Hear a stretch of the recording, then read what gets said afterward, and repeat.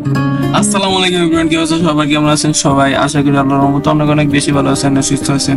তো আজকে আমরা যে জায়গাটা আপনাদেরকে দেখাবো সেটা হচ্ছে নারায়ণগঞ্জ জেলার হাজীগঞ্জ কেল্লা, যা প্রায় 1700 শতকে মুঘল সম্রাট জাহাঙ্গীর শাসন আমল তখনকার তৈরি।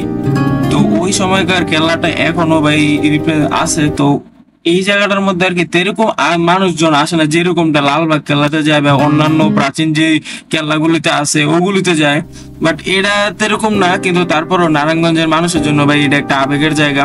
তো নারায়ণগঞ্জে থাকে বাট এই কেল্লাটা চিনে না বা এই কেল্লাতে যায় না, এরকম মানুষ খুব কমই পাওয়া যায়। তো চলেন, আজকে শুক্রবার দিন, তো কেল্লাটাতে তেরকম মানুষ থাকার কথা, তারপরও ঢুকে দেখি যে এরকম নাই। এই এখানকার স্থানীয়রা যারা আছে তারা ভাই যার মধ্যে খেলাধুলা করে বা সময় কাটাইতেছে, বাইরের মানুষ খুব কমে আসে। যদি কেউ আসতে চান তাহলে এই যার মধ্যে অ্যাডজাস্ট ঠিকানা হইলো ভাই সাইনবোর্ড আসবেন, তো ওইখান থেকে শিউ মার্কেট দেন, ওইখান থেকে একটা অটো নিয়ে আইটি স্কুল আপনার সামনে একটু হাঁটলেই মনে করেন এই খেলাটা পেয়ে যাবেন না, বা আশেপাশে কাউরে জিজ্ঞাসা করলেই হয়ে যাবে।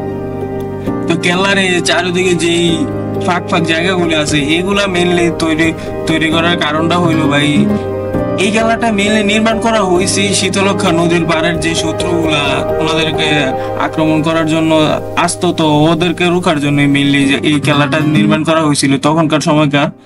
তো এই যে দেওয়ালের যে সাইডে যে ফাঁক জায়গাগুলি দেখতেছেন এগুলোর মধ্যে মেইনলি কামানের নলগুলো থাকতো। তো আশেপাশে কেউ আসলে মনে করেন ওরা উড়াই দিত। তো এরকম একটা আর কি।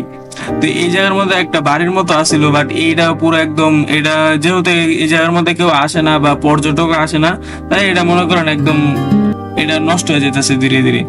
তো আমাদের হয়তো উচিত যে এই জায়গাগুলির টিকে রাখা উচিত, যেহেতু অনেক আগেকার মুঘল সম্রাটের ঐতিহাসিক একটা জায়গা। তারপরে এই জায়গাটাতে এরকম একটা পরিচর্যা নাই। আর এই মাঠের এই বড় গাছটা দেখে একটা কথা মনে পড়ে গেল যে পত্তইরন ভাইদের লাস্ট ভিডিওতে এই জায়গার মধ্যে এসে শুট নিছে, যেহেতু পত্তইরন ভাইরা নারায়ণগঞ্জ জেলাতে থাকে, তো ওনারা এইখানে এসে শুট নেওয়া ওনাদের জন্য ইজি হয়েছে। তো এইখানে এসে ওনারা শুট নিয়েছিল।